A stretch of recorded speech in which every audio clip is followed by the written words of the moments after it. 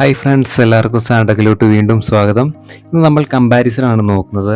R15V4ൻ്റെയും RC200ൻ്റെയും comparison ആണ്. അതും ബൈക്കിൻ്റെ പെർഫോമൻസ്, അതുപോലെ തന്നെ സേഫ്റ്റി, മൈലേജ്, ഈ ഒരു 3 കാര്യം ഡിപ്പെൻഡ് ചെയ്തായിരിക്കും കമ്പാരിസൺ വരിക.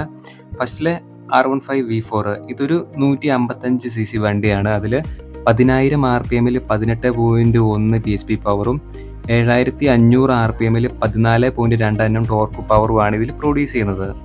നമുക്ക് RC200 വരുമ്പം 199.5 ക്യൂബിക് കപ്പാസിറ്റിയിലാണ് വണ്ടി വരുന്നത്. അതിൽ 10,000 RPM 24.6 PSP പവറും 8,000 RPM 19.2 Nm ടോർക്കുമാണ് ഈ ഒരു ബൈക്കിൽ പ്രൊഡ്യൂസ് ചെയ്യുന്ന പവർ. ഇപ്പം പവർ ബേസിൽ കമ്പാരിസൺ നോക്കുവാണെങ്കിൽ ഈ R15V4നെക്കാളും RC200 ആണ് ബെറ്റർ ആയിട്ട് വരുന്നത്. ബൈക്കിൻ്റെ പവറിന് ശേഷം അടുത്തത് സേഫ്റ്റിയും മൈലേജുമാണ് നോക്കുന്നത്. സേഫ്റ്റിയിൽ 2 ബൈക്കുകളും തുല്യതയാണ് കാണിക്കുന്നത്. കാരണം ക്വിക്ക് ഷിഫ്റ്ററും ട്രാക്ഷൻ കൺട്രോളും സ്ലിപ്പർ ക്ലച്ചും ഡ്യുവൽ ചാനൽ ABSും ഇതെല്ലാം തന്നെ നമുക്ക് 2 ബൈക്കിലും അവൈലബിൾ ആണ്. മൈലേജിൻ്റെ കാര്യത്തിൽ നോക്കുമ്പം ഈ ഒരു RC200നെക്കാളും കൂടുതലാണ് നമുക്ക് R15ൽ കിട്ടുന്നത്. കാരണം R15ൽ 55 അതുപോലെ തന്നെ RCയിലും 35 മൈലേജ് വരുന്നത്. ഈ ഒരു RCയുടെ ഫ്യൂൽ ടാങ്ക് കപ്പാസിറ്റി 13 ലിറ്ററും അതുപോലെ R15ലാണെങ്കിൽ 11 ലിറ്ററുമാണ് വരുന്നത്.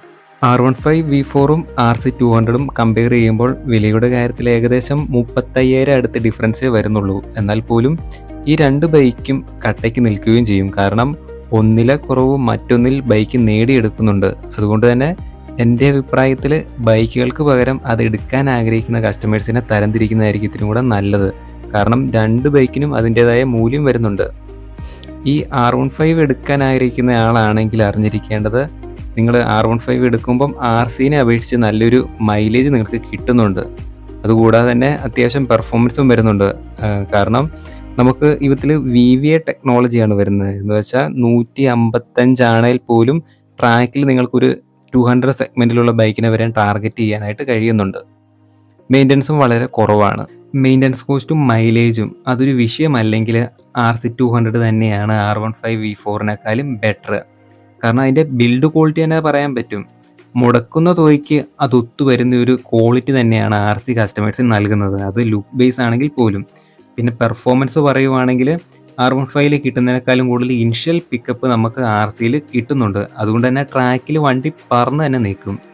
ഇതുകൊണ്ട് തന്നെയൊക്കെയാണ് ഈ 2 ബൈക്കുകൾക്കും അതിൻ്റേതായ വാല്യൂ ഉണ്ടെന്ന് ഞാൻ പറഞ്ഞത്. അതുകൊണ്ട് നിങ്ങളുടെ ഡ്രീം ബൈക്ക് അത് ഏതാണോ അത് നിങ്ങൾ സ്വന്തമാക്കുക. നമ്മുടെ മനസ്സിന് ചേക്കേറിയ ആ ഒരു ബൈക്ക് സ്വന്തമാക്കുമ്പോൾ കിട്ടുന്ന ഒരു ഫീലിങ്സ് മറ്റൊരു ബൈക്കിനും നൽകാനായിട്ട് സാധിക്കത്തില്ല. നിങ്ങളുടെ ഡ്രീം ബൈക്കിൻ്റെ പേര് അതൊന്ന് കമൻറ്റായി രേഖപ്പെടുത്തുക. അപ്പോൾ നമുക്ക് നോക്കാൻ പറ്റും ഏത് ബൈക്കിനാണ് ഏറ്റവും കൂടുതൽ ഫാൻ ബേസ് ഉള്ളതെന്ന്. അപ്പോൾ അടുത്തൊരു വീഡിയോയിൽ വീണ്ടും കാണാം. Thank you.